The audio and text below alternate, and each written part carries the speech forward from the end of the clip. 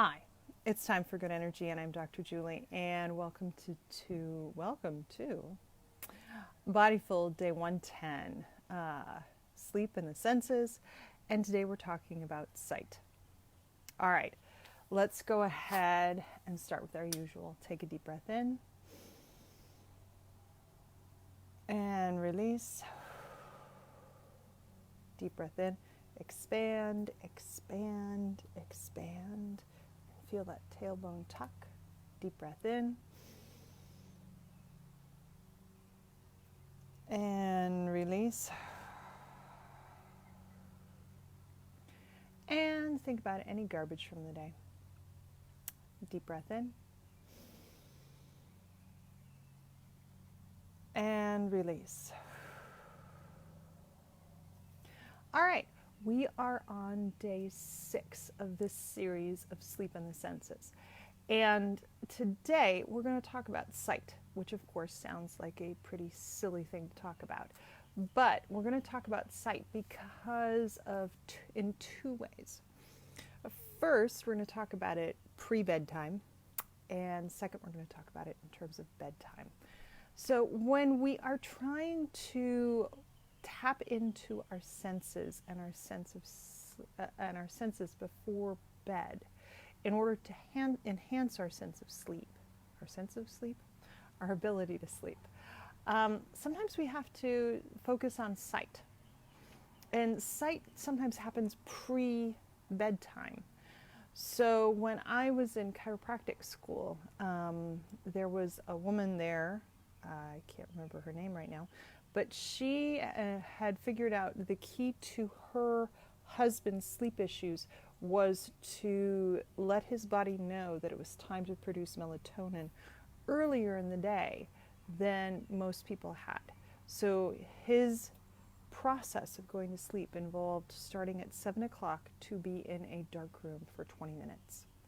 And he would just walk into that dark room at 7 o'clock and just be in it.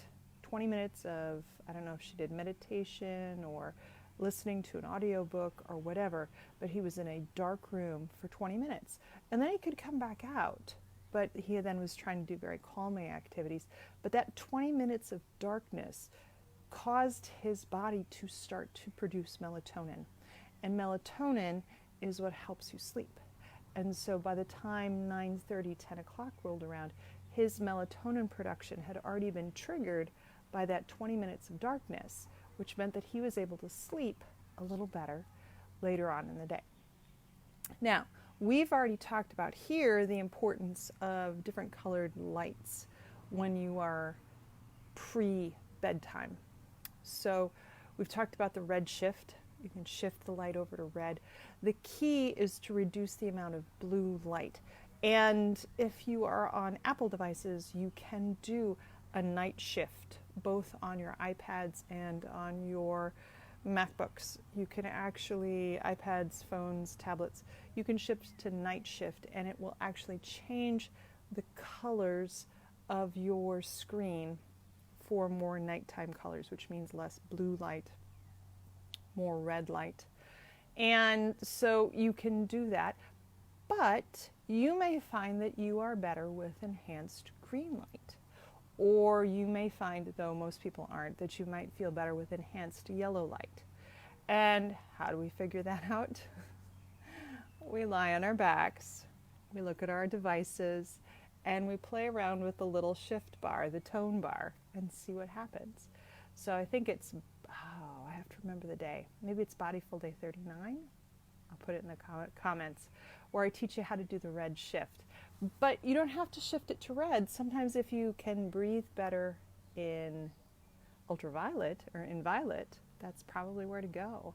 If you can't breathe better in ultraviolet, maybe you can, but you wouldn't know because you can't see that spectrum. Maybe you'd breathe better in a blue, though that's where we're trying to avoid. Maybe you'd breathe better with a little bit more yellow. And you can check by lying on your back, looking at your device, changing the tone of your screen, and seeing how well you can take a deep breath in. All right, so that gets us to actual bedtime. And in bedtime, we know that the body relaxes the most when there is zero light coming into the system. And so to that end, we've already talked about eye pillows and taking a nap, because that eye pillow puts pressure on the eyes, but it also completely blocks out extraneous light. Okay, you are already in exact darkness with an eye pillow. There are also eye masks. This is the lovely free United eye mask that you can use. Now, it doesn't allow me to block out all the light from my nose, but it definitely cuts out the light that is coming in. If you can handle eye masks, you can sure enough try them. But again, breathe. Now, the alternative, of course, is to change the lighting in your bedroom. In our house, there's enough light coming in from the neighbor's outside light that we don't have to have a night light in our bathroom, because we can easily get to the bathroom and see it, and then we can shut the door and turn the light on. But for some people, that requires an additional night light. Now, I would suggest that if you're going to have that additional light in the bathroom, if you've got an ensuite, that you make sure the door can be shut the most. Because again, any additional light can go through your eyelids and can be sensed by your pineal gland, and that alters your circadian rhythm. So excess light, falling asleep to your television with your television on while soothing, is probably not the best way to go about things. Try podcasts. Again, we're looking for ways to reduce the amount of visual stimulation in, because light coming in is going to wake you up. Changes in light, that's how we wake up in the morning. We wake up in the morning to gradually increasing daylight. So to enhance your sleep, reduce the amount of light in your bedroom, whether it be with eye pillows or eye masks. Either one can be helpful, or reducing the light in your room. All right, so we've got two ways that you can check to see how well your body deals with light pre-bedtime and actually at bedtime. And again, it all involves lying on your bed, being horizontal, and then taking that deep breath in. What happens if you leave the bathroom door open and you have a nightlight on? Do you breathe as deeply?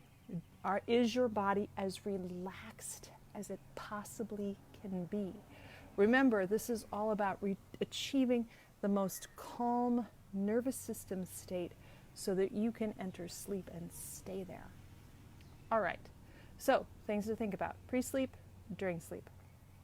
All right, let's finish it off. Take a deep breath in and release. Have a happy 4th of July, and I will see you tomorrow.